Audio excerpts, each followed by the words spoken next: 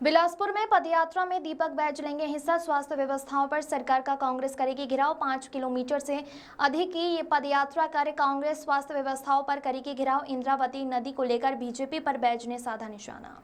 50% पानी छत्तीसगढ़ को मिले, बैज ने की मांग। नदी में बैराज बनाने की कड़ी मांग। जातीय जनगणना पर दीपक बैज बोले, राहुल गांधी का बैज ने जताया धन्यवाद। सरकार के घुटने राहुल गांधी ने टिका दिए हैं। कांग्रेस पार्षदों के इस्तीफे पर बोले बैज, जो घर की बात है घर में खत्म कर लेंगे। कांग्रेस के रायपुर नगर निगम के 5 पार्षदों ने दिया इस्तीफे के मामले पर सत्ता पक्ष पर किया पलटवार। बीजेपी सरकार हर मुद्दे पर विफल है, अपनी तरफ देखें, हमारी तरफ नहीं, बोले बैज। धान खरीदी के बाद सरकारी नीलामी पर बोले दीपक बैज। धान नीलामी का बैज ने लगाया आरोप। सरकारी टैक्स से पैसों के नुकसान का लगाया आरोप। केंद्र सरकार से मिलकर बिना चर्चा किए धान की नीलामी सस्ते दाम में करने का लगाया आरोप। 1100 रुपए प्रति क्विंटल घाटे का लगाया आरोप। संविधान बचाओ अभियान पर बोले दीपक बैज, जो 8 मई से शुरू हो सकता है संविधान बचाओ अभियान। बिलासपुर से शुरू होगा संविधान बचाओ अभियान। कांग्रेस के पार्षद प्रभारी सचिन पायलट होंगे शामिल। भारत माला परियोजना मामले में दीपक बैज ने पूर्व मंत्री के शामिल होने का लगाया आरोप। भारत माला गड़बड़ी मामले पर कार्रवाई करने का दीपक बैज ने किया आह्वान। बीजेपी के नेताओं का शामिल होने का लगाया आरोप। बेमौसम बारिश से फसलों के नुकसान के मुआवजे की कही बात। राहुल सिंह की रिपोर्ट। बड़ा दावा कर रही थी कि 157 लाख मीट्रिक टन धान हम खरीदे। क्या जब धान खरीदी हुई, क्या ये सरकार केंद्र से सहमति ली थी? क्या केंद्र सरकार से पूछा था? क्या केंद्र सरकार से अनुमति लिया था या नहीं? ये पहले स्पष्ट सरकार को करना चाहिए। दूसरा चीज, 3100 रुपए में धान खरीदती है सरकार और 2000 रुपए में बेच दे रही है, नीलामी कर रही है। तो मतलब सीधा सीधा है कि छत्तीसगढ़ के खजाने को, छत्तीसगढ़ की जनता की गाड़ी कमाई का पैसा 11 पर टन 1100 रुपए का नुकसान हो रहा है। इसका भरपाई कौन करेगा? हमारा ये सवाल है। और क्या इसको खरीदने के लिए पूरे 1,57 लाख मीट्रिक टन धान खरीदने के लिए क्या राज्य सरकार केंद्र सरकार से आग्रह किया था? क्या चिट्ठी चावल खरीदने के लिए क्या सरकार चिट्ठी लिखी थी? क्या हमारी पूरी चावल खरीदी जाए? सरकार ने क्या प्रयास किया? पहले सरकार को स्पष्ट रूप से बताना चाहिए। ऐसा क्या मजबूरी आई कि 3100 रुपए में धान खरीदी होता है और उसको आप बेच देते हैं 2000 रुपए में? मतलब सीधा सीधा छत्तीसगढ़ की खजाने को 1100 रुपए का नुकसान हुआ है। कहीं इसमें बड़े घोटाले की ओर इशारा तो नहीं कर रहा है? इसमें कितना कमीशन कम रेट में बेच रही है सरकार, तो कितना कमीशन बना हुआ है सरकार के लिए?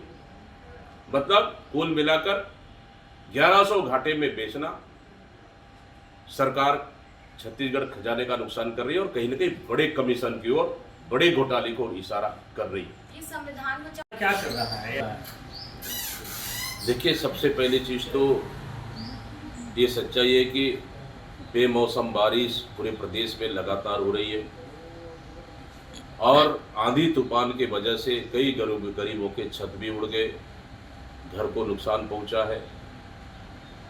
तो कम से कम जो बेमौसम बारिश से फसलें नुकसान हुई, सरकार को उनको सर्वे कराकर उनको मुआवजा देना चाहिए, क्षतिपूर्ति राशि किसानों को देना चाहिए। दूसरी चीज, कई गरीबों का छत भी उड़ गया, घर नुकसान हो गए आंधी तूफान की वजह से, उनको भी सरकार को कम से कम जांच कर, परीक्षण कर उनको भी क्षतिपूर्ति देना चाहिए, ताकि गरीबों को नुकसान बहुत ज़्यादा हुआ है पूरे प्रदेश में। और तीसरी चीज कि लगातार आंधी तूफान की वजह से कल रायपुर में भी हम लोगों ने देखे कि करीबन 4-4, 5-5 घंटे पूरे रात किसी मोहल्ले में लाइट नहीं आ पाए थे, हाफ लाइट था। तो कहीं ना कहीं शासन को इस पे सजगता बरतनी चाहिए, सावधानी बरतनी चाहिए, विभाग को अलर्ट करना चाहिए।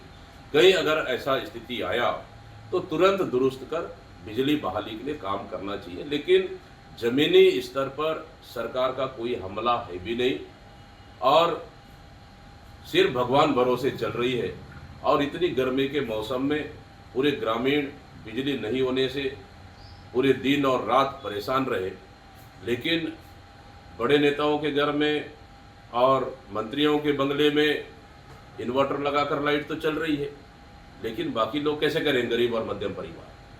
तो सरकार को सजग रह के अपने कर्मचारियों को दुरुस्त कर अपने कर्मचारियों को युद्ध स्तर पर लगाना चाहिए, बल्कि सरकार इसमें फेल हो चुकी है और कहीं न कहीं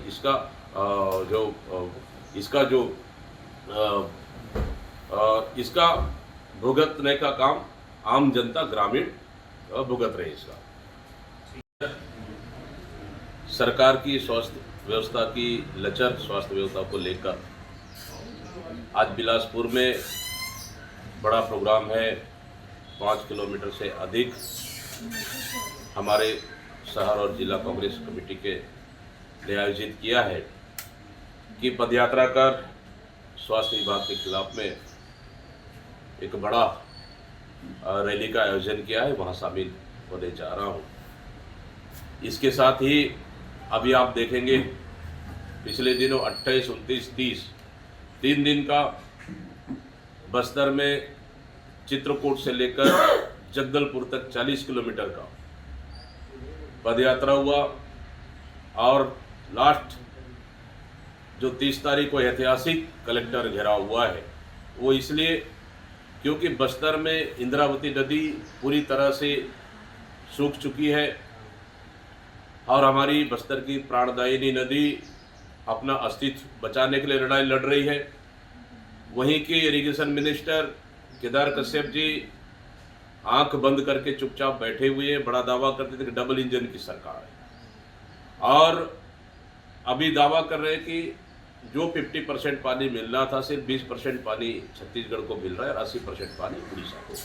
अभी दावा कर रहे हैं कि कुछ पानी अभी छत्तीसगढ़ को आ रहा है, लेकिन हम चाहते हैं कि बस्तर को लेकर सिर्फ 50% पानी अस्थायी रूप से नहीं, हम वहां पे स्थायी समाधान चाहते हैं।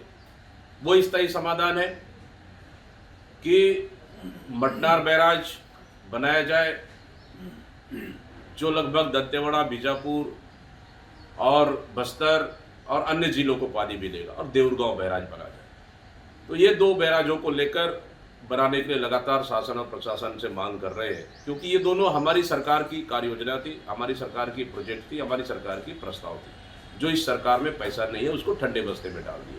अगर ये बैराज बनेगा तो कम से कम हमको 150 साल से अधिक के लिए पानी की समस्या खत्म हो जाएगी। इसलिए बड़ी लड़ाई बस्तर में पहली बार आज़ादी के बाद से पानी के लिए लड़ाई लड़ रहे हैं। ये हुआ स्वास्थ्य के लिए और पानी के लिए।